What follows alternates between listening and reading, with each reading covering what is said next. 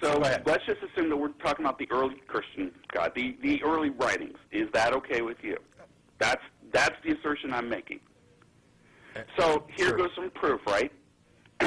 First of all, how do you explain? First of all, I submit as evidence the book of the New Testament, specifically Mark, Matthew, John, and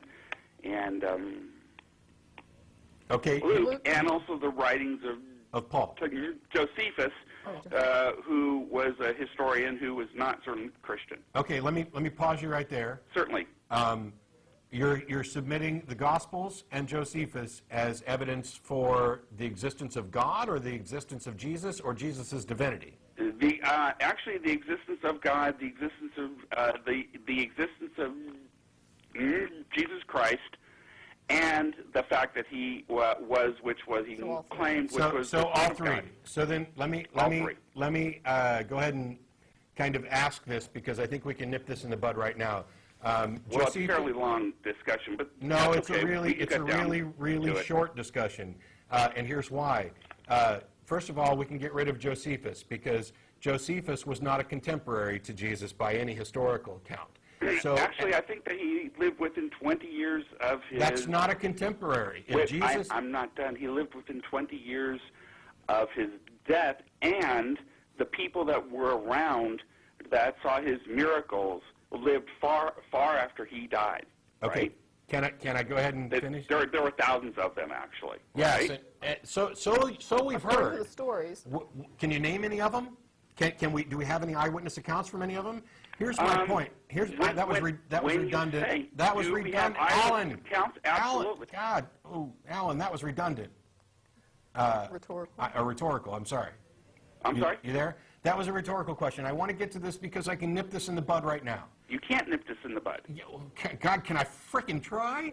Well, sure. Okay. You can certainly try. Who wrote the Gospels? Matthew, Mark, Luke, and John. Well, okay, so now how you get into Q and all that kind of stuff, but certainly the Gospels of St. Paul were written by Paul, who was there is no Gospel of St. Paul. Those are the epistles of Paul. I understand that. You're playing semantical. No, I'm not playing semantics. A Gospel is a very different thing than a letter. I suggested Paul. You said the Gospels of Matthew, Mark, Luke, and John, and Josephus. And I'm explaining why I can discount those, and I'll be happy to explain why I can discount Paul as well. We have no idea who wrote the Gospels, Matthew, Mark, Luke, and John, at all. We have no autographed copies. We do know, at least we believe through generally good scholarship, around when they were written. And none of them were written at any time while Jesus was alive, and none of them were written by eyewitnesses. They're written by people who are reporting hearsay. Josephus also, decades after Jesus reportedly died and reportedly resurrected, if you buy those stories, also never met Jesus, was not alive during that time. And the one passage, there are two passages, sorry, within Josephus's works that mention Jesus. One of them is a quick blurb that says James, the brother of Jesus. That one's generally accepted to be legitimate. The second one, which is the Testimonium Flavius, which says about this time there was a man by the name of Jesus and he was good, whatever, and it goes on to call him, he was the Messiah. Those are words that could not have been spoken by a Pharisee Jew, and it is generally conceded, even by Christian scholars, that this is at best a partial, if not complete, interpolation by late Christians. Paul also never met Jesus.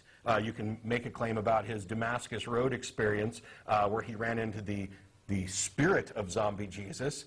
But what we have are a collection of stories about stories.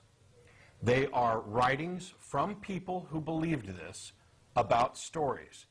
They are not evidence for the truth, the veracity of the individual stories. You cannot, and even if we had first-hand eyewitness accounts, as we do, for example, from alien abductees, who constantly say, and there are more than one of them, it's not just a lone person out here, right. There are groups of people, couples, families, selections of people that say, yes, we were abducted by aliens. We can actually go and physically talk to those people right now. If we didn't, and we let their stories build, and someone in 20 or 30 years, even in today's society, decided to write about them, those writings wouldn't be worth the paper they're printed on with regard to determining the accuracy of those reports. And that's in today's society. 2,000 years ago, when you were relying on oral tradition and these stories are passed around from person to person, there is not a single eyewitness contemporary account of any event from the life of Jesus, to the point where we can't even date it, and we may have valid scholarly reasons to question his very existence. I want to be like the next caller. Oh, I just got to... I'm sorry. I got to put you on hold. Alan hung up. Oh, no. Evidently, when you counter somebody's claims of the Bible proves the Bible true, they give up. It drives me nuts.